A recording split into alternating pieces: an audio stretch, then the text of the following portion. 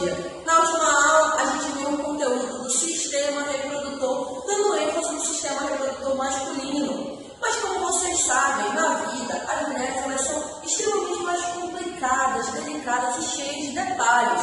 E no sistema reprodutor não poderia ser diferente. Enquanto o sistema reprodutor masculino foi aquela coisa bem bacana, bem simples de entender, bem direta, as mulheres são mais subjetivas. Então a gente vai dividir essa aula em 2 momentos. Agora a gente vai ver toda a parte de estrutura e depois a gente vai ver a parte de reprodução, menstruação e hormônios femininos.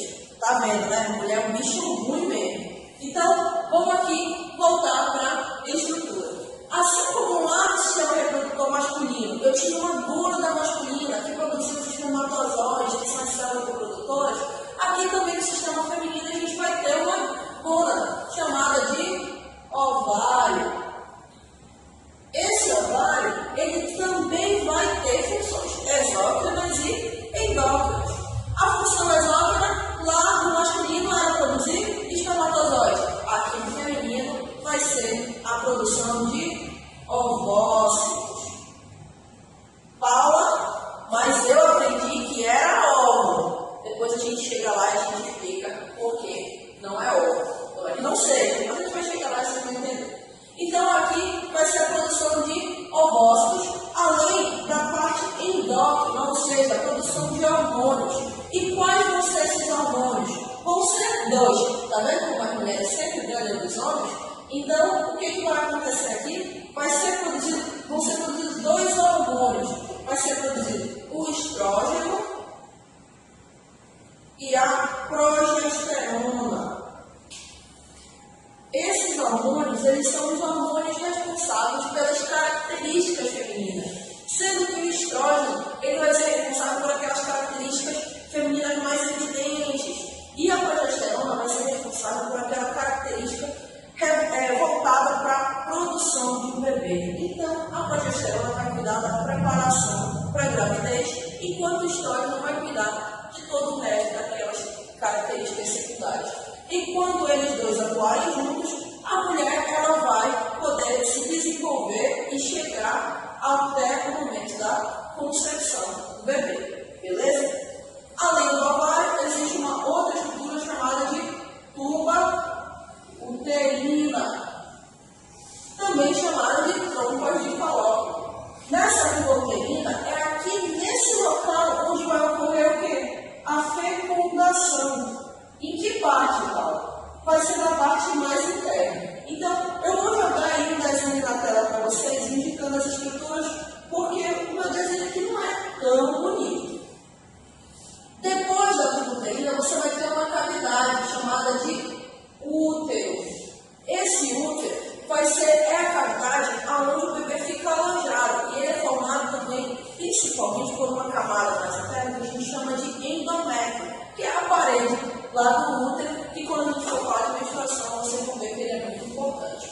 E por fim, na parte interna da mulher, você vai ter o canal vaginal, que é o canal de cópula. O que é o canal de cópula? É onde vai ocorrer a penetração. Lá no que a gente chama de colo do útero, que é no final desse canal, vai ser depositado os espermatozoides, que vão tentar encontrar o óvulo, beleza? Então agora, vocês vão olhar aí essa imagem, analisar com calma, que agora a gente vai falar sobre algo muito importante, que são os hormônios femininos.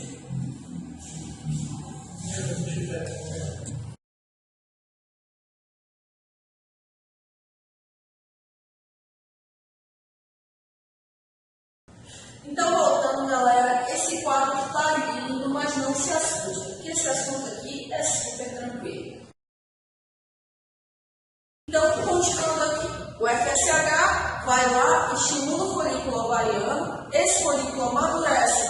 E aí, o que vai acontecer quando o ovócito estiver lá no folículo virar ovócito 2? Vai vir um outro hormônio, que é o LH. O LH vai lá nesse folículo e vai estimular o rompimento desse folículo para que o ovócito saia, correto? Isso a gente vai ver mais detalhadamente na fecundação.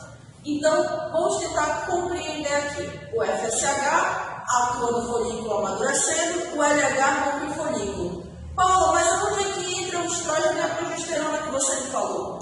Quando o FSH amadurece o folículo, ele estimula a produção de estrógeno. Ou seja, no início da puberdade, onde a mulher começa a amadurecer o seu folículo, esse folículo começa a produzir o estrógeno, que vai modificar e causar aquelas características secundárias do corpo feminino. E o LH, quando ele rompe o folículo, quer dizer que o ovócito vai sair para esperar o espermatozoide, certo? Então, quer dizer que se o ovócito está esperando o espermatozoide, precisa haver uma preparação do corpo para caso haja um bebê. É aí que começa a ser produzido a progesterona, que é o hormônio que vai preparar todo o corpo para receber o bebê. Mas vamos ver isso aqui dentro do gráfico que fica mais fácil. Imagina o seguinte, esse aqui é o reloginho da mulher. Suponhamos que uma menina menstrua no dia 1º e que a menstruação dela vai embora no dia 3. Então, como é que vai ser calculado? Ela vai menstruar no dia 1, dia 3 a menstruação vai embora. Então, nós contamos o quê? 14 dias para ocorrer a ovulação. Mas por uma questão de margem de erro, o que a gente define? Que 3 dias para menos, 3 dias para mais, ou seja, do dia 11 ao dia 17 é o que a gente chama de período fértil, que é aquele período que dá para o risco de engravidar. O resto do período, ela não corre mais risco. No 28º dia, vai se iniciar um novo ciclo com uma nova menstruação, ok? Esse aqui é um ciclo menstrual que a gente já conhece normalmente. Então, vamos entender como que os hormônios atuam nesse ciclo menstrual. Então, vamos lá. A hipófise, ela vai produzir os 2 hormônios que a gente conversou, correto?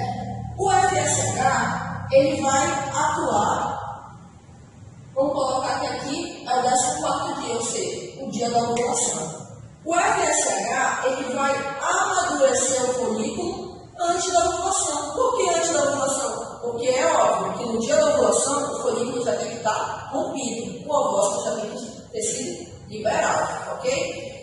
Então, ele vai amadurecer o folículo antes da ovulação. E o LH também vai atingir o ponto máximo até o momento da ovulação, porque é a função dele. O FSH amadurece o folículo, o LH abre o folículo para o ovócito ser liberado.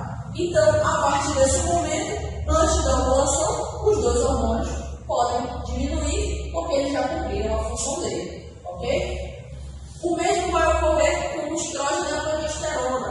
O estrógeno não é um hormônio responsável pelas características femininas, então você não vai ver o estrógeno zerado, porque ele está continuamente no corpo da mulher. Só que o que vai acontecer?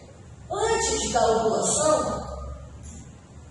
da ovulação, ele vai estar alto. Por quê? Porque ele é estimulado pelo FSH. Se o FSH atinge o ponto máximo antes da ovulação, o estrógeno vai atingir o ponto máximo também antes da ovulação.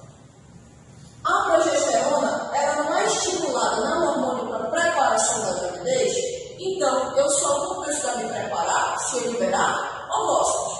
Então, o que vai acontecer? O LH libera o ovócito. Quando o LH libera o ovócito antes do dia 14, então quer dizer que a partir desse dia o ovócito vai estar disponível. Então, quando é que eu preciso me preparar? Após a ovulação, correto? Então, esses gráficos, eles determinam como funciona mais ou menos o hormônio.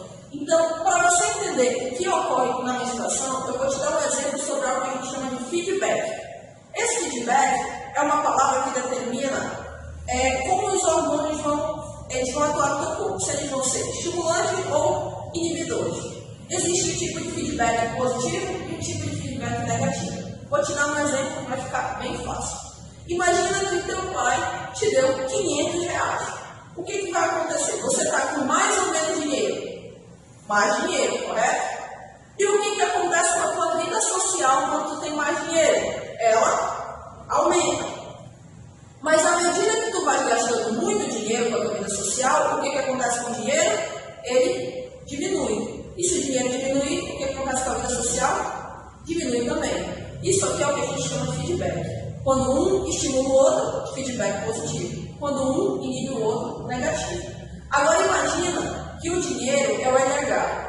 Quando o LH está alto, ele estimula a produção de progesterona. Então, ele aumentou para liberar o ovócito. Automaticamente, se ele aumenta, o que acontece com a vida social? No caso, a progesterona aumenta também. Mas, se não houver fecundação, vai chegar uma hora em que a progesterona vai ficar tão alta que o LH não vai conseguir manter. Então, o que vai acontecer? Ele vai despencar. E a progesterona despenca também. E aí, o que vai acontecer, Paula? O que muda na minha vida a progesterona despencar? Lembra que eu disse que o organismo da mulher se prepara para a gravidez?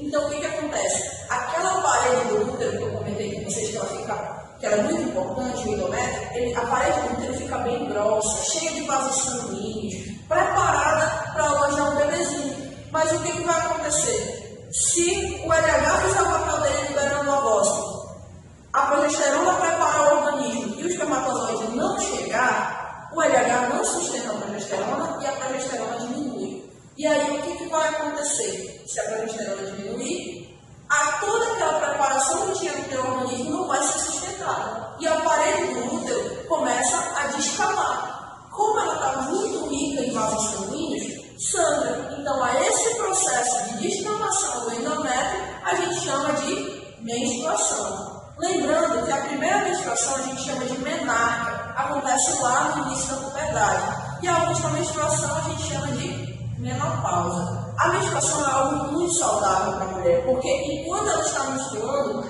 há um sinal de que ela está liberando ovócitos. Então, é um sinal de fertilidade. Tanto que quando a pessoa chega lá, depois dos 50, ela para de menstruar. É um sinal de que ela não está mais liberando ovócitos, então ela não pode mais engravidar. Então, lembre-se da história dos feedbacks. Um hormônio estimula o outro, e se não houver fecundação, acaba desestimulando o que a gente chama de feedback negativo. E lembre-se também do reloginho. Lembre-se de contar os 14 dias até a ovulação. Todos os gráficos eles vão estar baseados dentro do dia da ovulação. Seja os hormônios que vão atuar antes, que é o caso do FSH e LH, quanto os hormônios que vão atuar depois. Beleza? Agora a gente vai ver exatamente uma questão sobre esses gráficos, para que vocês possam compreender como é que esses gráficos vão ser cobrados ou podem ser cobrados lá na Enem para vocês.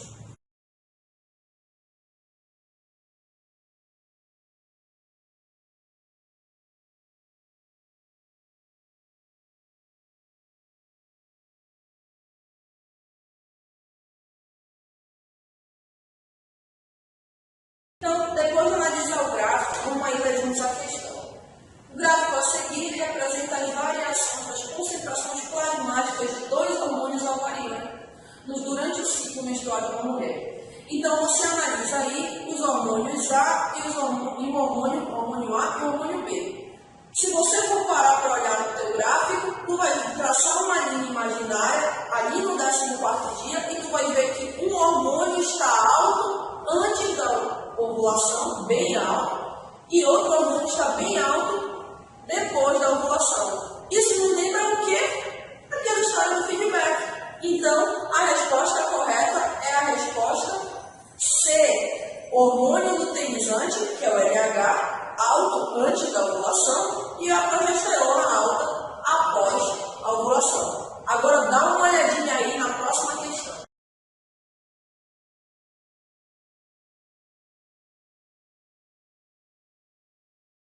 Essa questão aí é só para aquele que prestou atenção minimamente nas palavras que foram ditas durante a aula. Então vamos ler aqui.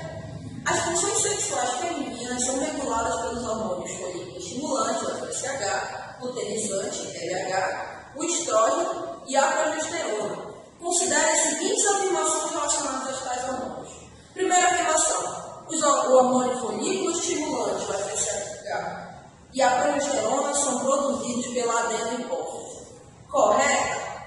É claro que não. Lembrem que a progesterona, assim como o estrógeno, é um hormônio ovariano e que a hipófise produz o LH e o FSH que vão estimular o ovário a produzir esses dois hormônios, ok? Então, 1, incorreto. 2, a ovulação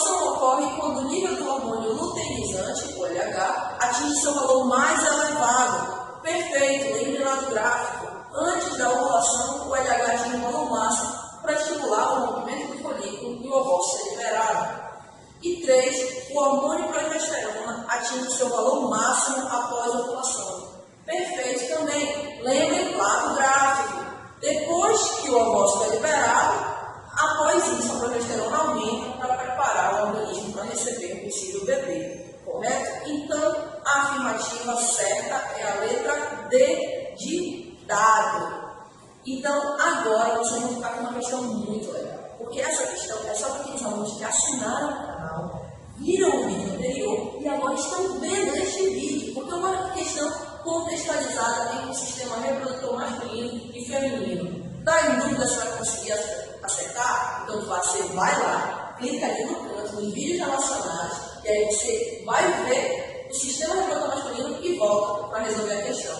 Então, está aí a questão na tela.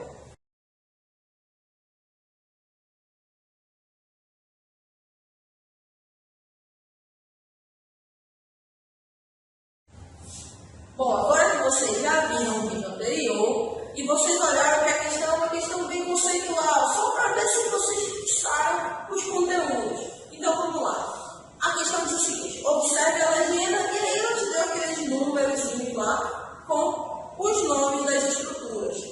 E aí a gente pergunta o seguinte: para que ocorra a fecundação, o espermatozoide precisa percorrer qual percurso? Por favor, né? Aí fica muito fácil. Por quê? Só tem uma alternativa que é aceitável. E essa é a letra A de amor e de alunos, nota 10. Que diz que o espermatozoide vai passar por onde? Testículo, epidídimo, canal deferente, ducto ejaculador, testículo, epidídimo, canal deferente, ducto ejaculador, uretra, vagina, útero e trompa de falópio, que também é a tuba uterina. Por que encerra ali? Por que não entra ovário? Porque é lá na tuba uterina, nas trompas de falópio, que o ovócito vai estar ali, paradinho, bonitinho, arrumadinho, esperando o seu Dom Juan chegar e o espermatozoide encontra ele lá, e aí vai gerar um belo bebê. Ok? Então, meus amores, muito obrigada por mais esse momento aqui com a gente. E fiquem aí, continuem assistindo as outras disciplinas e fiquem aqui e bem ser meta